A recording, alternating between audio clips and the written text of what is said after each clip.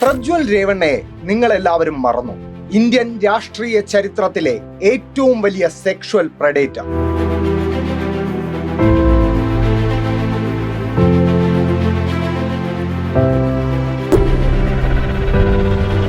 പ്രായപൂർത്തിയാകാത്ത പെൺകുട്ടികൾ മുതൽ 48 വയസ്സു പിന്നിട്ട സ്വന്തം വീട്ടുജോലിക്കാരി വരെ 2000-ലേറെ സ്ത്രീകളെ പീഡിപ്പിച്ച് അതിന്റെ ദൃശ്യങ്ങൾ സൂക്ഷിച്ച അതേ പ്രജ്വൽ രേവണ്ണ.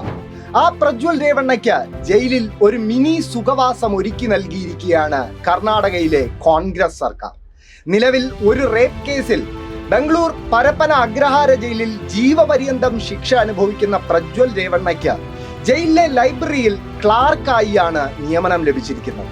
ദിവസം 520 രൂപ വേതനത്തിനായിരിക്കും രേവണ്ണയുടെ ജയിലിലെ ഈ ക്ലാർക്ക് പണി.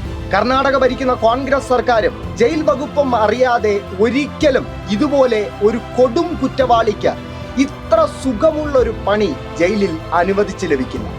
മുൻ ഇന്ത്യൻ പ്രധാനമന്ത്രി HD ദേവഗൌഡയുടെ കൊച്ചുമകൻ കൂടിയായ പ്രജ്വൽ രേവണ്ണ എന്ന BJP സഖ്യകക്ഷി നേതാവ് സ്വതന്ത്ര ഇന്ത്യൻ ചരിത്രത്തിലെ തന്നെ ഏറ്റവും വലിയ ലൈംഗിക കുറ്റവാളിയാണ്.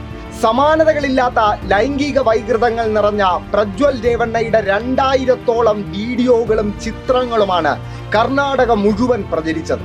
എന്നിട്ടും ആ കൊടും കുറ്റവാളി ജയിലിൽ ലൈബ്രറി ക്ലാർക്കായി സുഖിച്ചു കഴിയുമ്പോൾ ഉത്തരം പറയേണ്ടത് കർണാടക ഭരിക്കുന്ന കോൺഗ്രസ് പാർട്ടിയാണ്. എന്തിനാണ് കോൺഗ്രസ് ഈ കൊടും കുറ്റവാളിയെ ഇങ്ങനെ പൊതിഞ്ഞു പിടിക്കുന്നത്?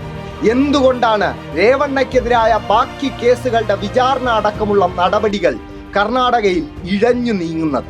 എന്തിനാണ് കോൺഗ്രസ് പാർട്ടി ഒരു BJP സഖ്യകക്ഷി നേതാവിനെ ഇങ്ങനെ സംരക്ഷിക്കുന്നത്? രാഹുൽ മാങ്കൂട്ടം പോലെയുള്ള സെക്ഷൽ പെർവേർട്ടുകളെ സംരക്ഷിക്കുക മാത്രമല്ല, അവർക്ക് വേണ്ടി ന്യായീകരണങ്ങൾ ഉൾപ്പെടെ ചമയ്ക്കുന്ന കോൺഗ്രസിൽ നിന്ന് ഇതിൽ കൂടുതൽ പ്രതീക്ഷിക്കുന്നതിൽ അർത്ഥമില്ല എന്നതാണ് യാഥാർത്ഥ്യം. എന്നാലും ഈ മാലിന്യങ്ങളെയൊക്കെ ചുമക്കാൻ സാധാരണ ഉളുപ്പൊന്നും പോരല്ലോ കോൺഗ്രസ്സുകാരെ.